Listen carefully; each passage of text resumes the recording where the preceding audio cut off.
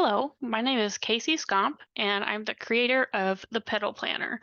My goal was to create a simple system for flower farmers and gardeners as they're planning out their year. And this is actually something that I wanted to create for myself, and then I knew that it was something that some others would also want to use. So this is just a quick tutorial on getting started and some little tips as we go along. So the first page you'll see when you get into the Petal Planner, um, well, before we get to that, you'll want to save it as your copy. So when you open it, it'll say the Petal Planner public.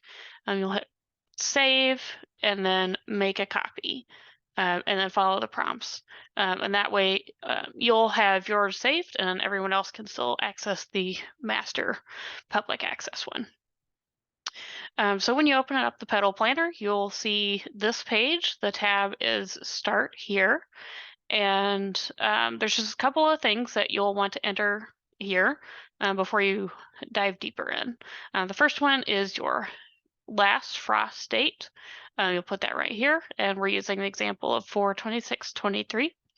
And then your first freeze date, we'll use the example of 10/28/23. So once you enter that, it's going to automatically calculate these three numbers here. So your length of the growing season, when you will plant out cold hardy plants and direct seeding, and when fall perennials will need to be planted. And this, the Petal Planner is primarily for annuals and things that you're starting this year, not necessarily giving instructions on when to put out your fall perennials, but this is a good date to keep in mind as you're going forward. So the Growing This Year tab is where you're going to enter all of the info about the flowers you're growing this year. But you'll actually probably want to look at the Plant Data tab first. So you see that down here. And this is all things that I have already found the information for you. So, and these are the most common ones. Let's see, I think there's, so that would be 47 that I've already done research, found the information for you for these, and you can edit all of this if you want to. So if you know I'm only ever going to want to put one planting of ageratum, you just change that right there. I'll change that back. And this gives a lot of information. It's not everything about every single plant, but it is enough to get our things calculated and to have just a quick reference on hand. So you'll see all the plant data here. And if you just want to copy paste this, you can, or you can come up with your own list as well. But so once you, let's say these are the only plants I'm going to do, it's going to be yarrow and ageratum. So we'll just highlight that and Control C, or you can right click copy, and then bring that over to the Growing This Year tab. And then you'll click into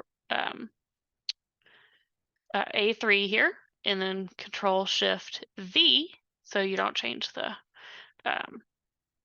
green that we've got going on here. And that is what you're planning to grow for this year. You might also want to update this to say 2023. Try to make it where it would work in the future as well. So next year you can use the same thing. So we've got these in here, and if you are entering your own data, you'll want to make sure that you've got all of the green things filled for each of your plants.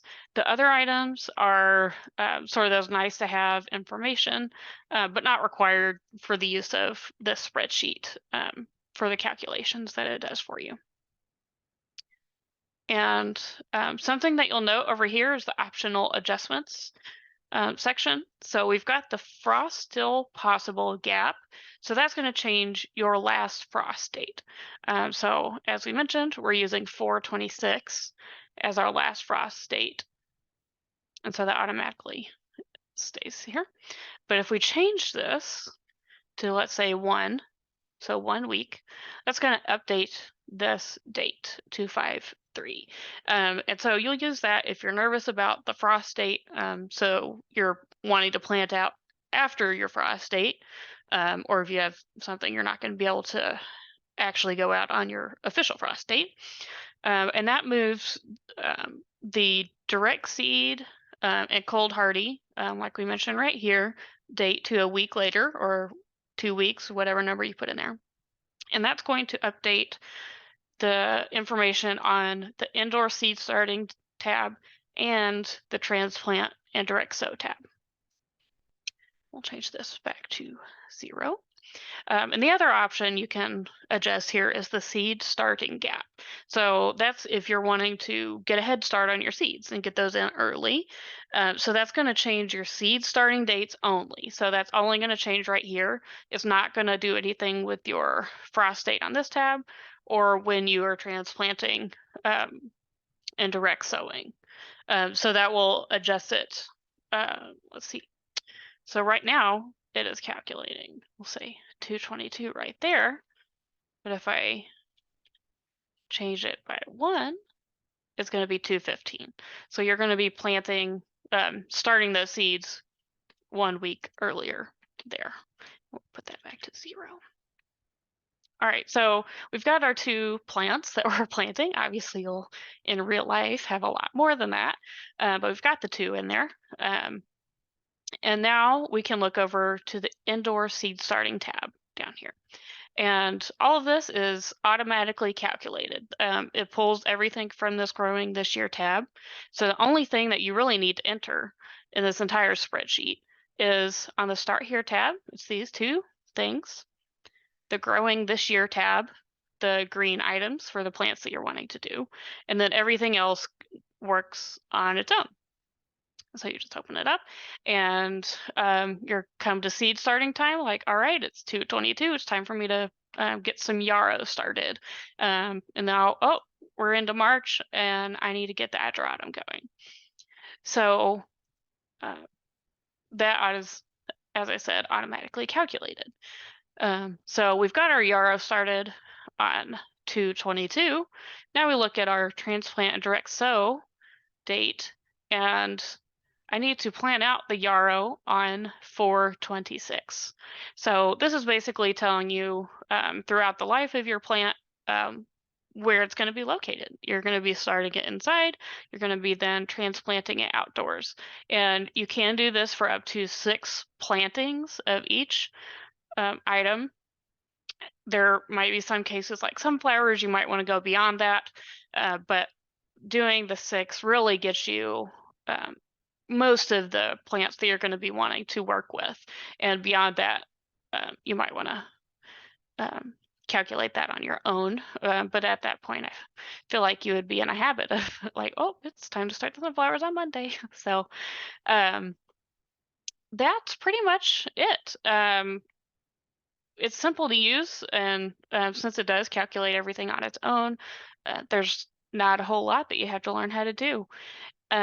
If you have any questions or if you have things that you wish you could see in the Petal Planner or other spreadsheets that you think would help you as a flower farmer or gardener systematize your garden and farming life, just let me know, because I would love to create something for you. So you can email me, and that contact information should be on inside the course area.